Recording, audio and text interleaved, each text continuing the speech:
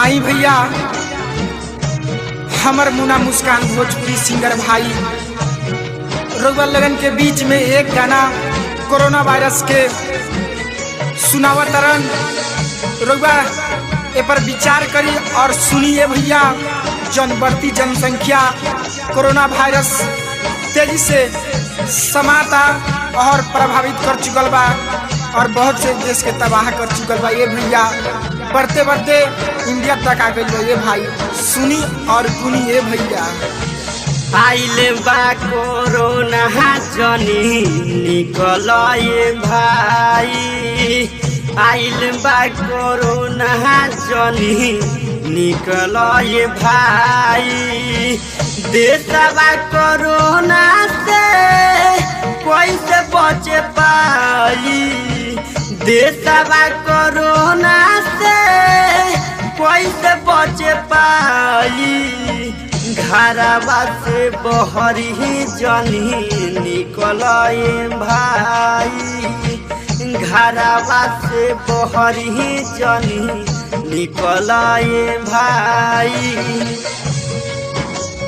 आई भैया आप सब तो जानते बानी कोरोना वायरस कितना खतरनाक और कितना भयानक रूप ले बा। ये भैया और बहुत तेजी से फैलते जाते। ये भैया अगर एकरा से बचे के बात है भाई सबसे पहले स्वच्छता बनाए रखिए भैया।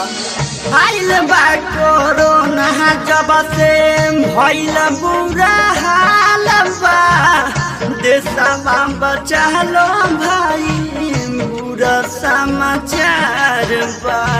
ये मोरे भैया आइल बा कोरोना जब से भइल बुरा हाल बा, देशवा बचालो भाई बुरा समाचार बा। ये मोरे भैया लोगवा के जान कैसे बचे अब पाई। घरवा से बहरी जनी निकल ये भाई, घरवा से बहरी जनी निकल ये चाची।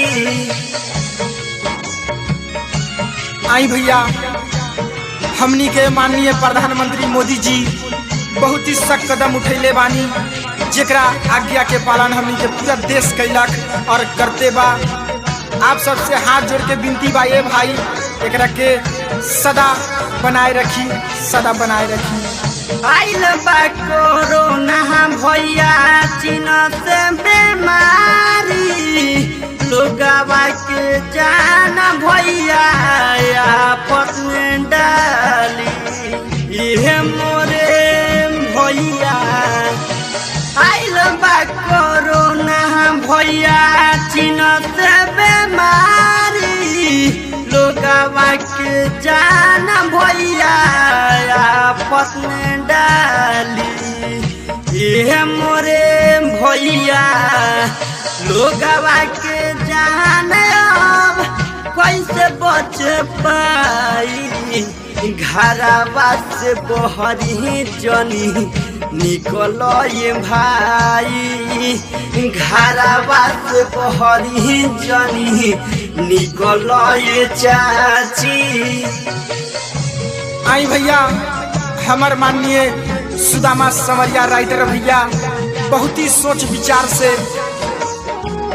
कोरोना वायरस पर गाना ही बनावल बा। ये भाई आप सब सुनी और गुनी और इस सब कोरोना वायरस से बच के रही ये भाई। काहे से कि बहुत से देश तबाह हो चुकल बा। ये भाई बहुत से देश तबाह हो चुकल बा। राइटर सुदामा संवरिया बड़े अब लाचार हो, सोची सोची कोहर भैया देश पर विचार हो।